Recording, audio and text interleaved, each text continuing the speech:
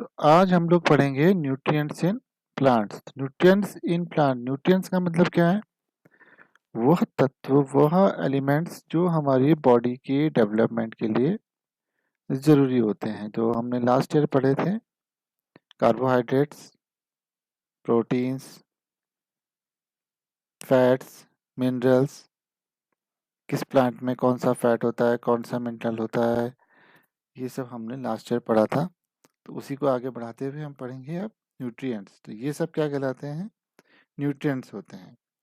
तो जितने भी लिविंग बीइंग्स होते हैं उनको क्या आवश्यक होते हैं? न्यूट्रिएंट्स की ज़रूरत होती है। न्यूट्रिएंट्स हमको कहाँ से मिलते हैं? प्लांट से मिलते हैं, एनिमल से मिलते हैं, जो हमने पढ़े थे, प्लांट प्रोडक्ट्स, एनिमल प्रोडक्ट्स। अब आते हैं सबसे पहले प्लांट्स में।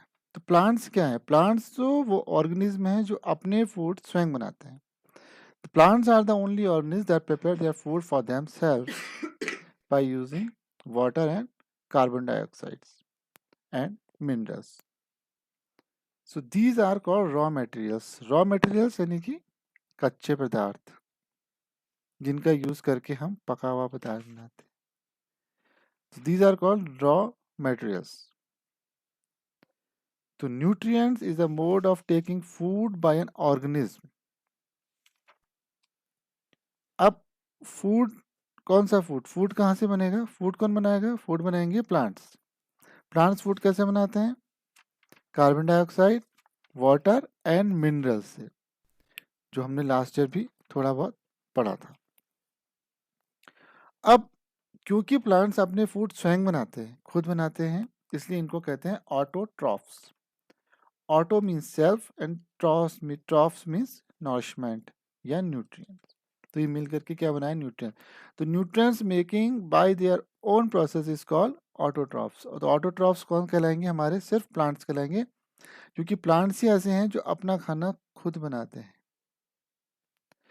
एनिमल्स क्या हैं और हम लोग क्या हैं? हम लोग हैं हेट्रोट्रॉप्स। Hetero means others. जो हम लोग किस पे डिपेंड है? हम लोग डिपेंड है प्लांट्स पे। तो प्लांट्स जो खाना बनाते हैं उस खाने को हम लोग यूज करते हैं, तो हम लोग कहलाएंगे हेट्रोट्रॉप्स। तो प्लांट्स जिस प्रोसेस से खाना बनाते हैं उस प्रोसेस को कहते हैं photosynthesis. Food making process in plant is called photosynthesis. Photosynthesis के बारे में डिटेल में पढ़ने से पहले हम लोग पढ़ेंगे सेल्स के बारे में। सेल्स क्या होते हैं? जिस तरह से एक मकान को बनाने के लिए ब्रिक्स की जरूरत होती है, तो सेल्स भी हमारी बॉडी के लिए एक तरह के ब्रिक्स हैं। तो ये छोटे छोटे यूनिट्स में बांटा होता है और ये सारे यूनिट्स हैं microscopic. The bodies of living organism are made of tiny units called sales.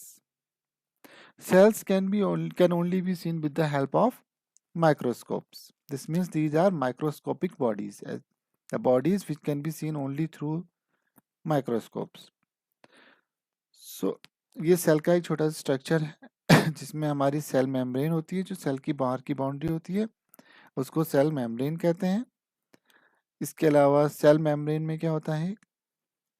इसके अंदर का जो स्ट्रक्चर होता है उसके अंदर एक न्यूक्लियस होता है, एक साइटोप्लाज्म होता है और एक, हमने सेल मेम्ब्रेन्स के बारे में पहले ही पढ़ लिया। तो ये इसे क्या कहते हैं? हमारे सेल्स।